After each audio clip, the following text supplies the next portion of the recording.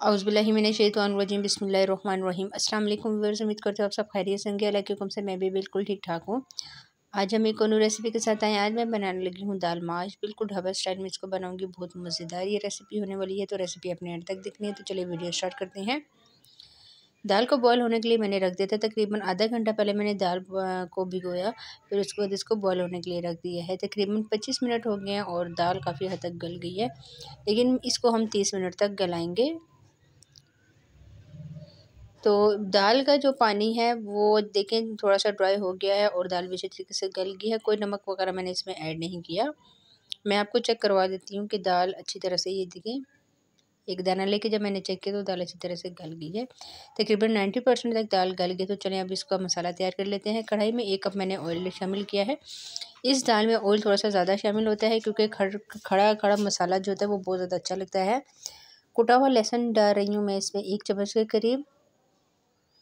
थोड़ा सा लहसुन को ब्राउन करूँगी। जैसे ही इसका कलर चेंज हो गया तो मैंने इसमें शामिल कर दी हरी मिर्च और 3-4 जो गोल वाली मिर्च होती है रेड, वो ये डालने के बाद दोबारा से मैं इसको मिक्स करूँगी और इन तमाम चीज़ों को फ्राई होने तक हम इसका वेट करेंगे।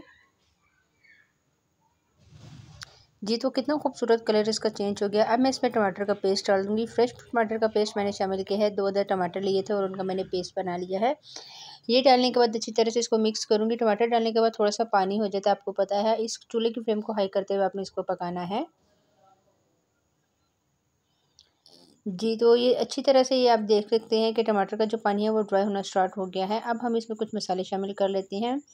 मसालों में ये तमाम मसाले मैं इसमें शामिल कर दूँगी, जिसमें धनिया पाउडर, कुटा हुआ धनिया, लाल मिर्च पाउडर, कश्मीरी लाल मिर्च, हल्दी, काली मिर्च और थोड़ी-सी इसमें मैंने शामिल की है नमक अपने टेस्ट के बराबर। जी, ये डालने के बाद अच्छी तरह से इसकी भुनाई करेंगे और मसाला भी साथ-साथ भुनता रहेगा। और ये देखें ऑयल ऊपर आना स्टार्ट हो गया है। मसाला जो है वो गाढ़ा-गाढ़ा हो गया। इसका मतलब कि मसाला जो है हमारा बिल्कुल तैयार हो गया है। दाल को मैंने पानी से निकाल लिया है। पानी आपने बिल्कुल भी इसमें ऐड नहीं करना और आपने ये ध्यान रखना है कि दाल फुल गल ना जाए। दाल तकरीबन 85 टू 90% तक गलनी चाहिए। और करने के बाद दोबारा से इसको मैं मिक्स करूँगी और अच्छी तरह से दाल की भुनाई करेंगे। ये दाल जो है फ़ौरन से लग जाती है पतीले के साथ, आपने इस चीज़ का बहुत ज़्यादा ध्यान देना है। जी, अच्छी तरह से मैं इसको मिक्स कर रही हूँ और यहाँ पे थोड़ा सा पानी ऐड करके मैं इसको दम पे रख दूँगी। जी, तो थोड़ा सा मैं पानी ऐड करके दम पे रख दूँगी और फिर मेरी आपसे मुलाकात होती है तकरीबन 5 से 10 मिनट बाद।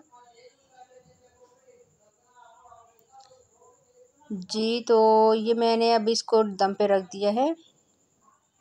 जी, तो ये इसकी फ़ाइनल लुक है। मैंने प्लेट में सर्व कर दिया था। फ़ौरन से हमारी लाइट चली गई थी, तो इस वजह से मैं वो वाली वीडियो बना नहीं सकी। तो फाइनल रेसिपी की ये लुक है। आप देखिए कितने मज़े की ये दाल तैयार हुई है। आपने ये रेसिपी ज़रूर ट्राई करनी है। ट्राई करके मुझे कमेंट्स में बताना है। आज के लिए इतना ही। इंशाल्लाह नेक्स्ट वीडियो में आपके साथ मुलाकात होगी।